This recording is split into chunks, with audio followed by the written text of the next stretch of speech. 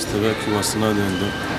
Artık araçlarımızı süremiyoruz. Doğal gaz yapıyorsunuz. Doğal güzel ama doğru düzgün yapın da araçlarımızı sürelim. Her gün sanayiye gitmekten bıktık. Sizden ricamız çabuk bu yolları yapın. Araçlarımızı sürebilelim. Cizre'nin her tarafı böyle. Özellikle bizim bu Şah Mahallesi. Doğal gaz döşediler, sağ olsunlar, yaptılar ama kapatmadılar bile. Araçlarımızı süremiyoruz. Dün gece de bir çukura düştüm, sağ olsunlar, az daha araç devriliyordu. Sizden ricamız çabuk bu yolları yapın. Yani metre başı çukur. Şikayetimiz çabuk bu yolları yapsınlar. Yoksa sürecek araç kalmayacak. Hurdalığa döndü araçlarımız. Metre belediye avuli bu çukuru çekin. Arabama felç. Ndem tüydü çemedi. Dedi arabama no şoğlu. Şbar fore.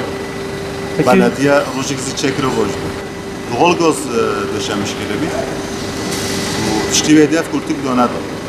O zaman rojiksi dodum boşu.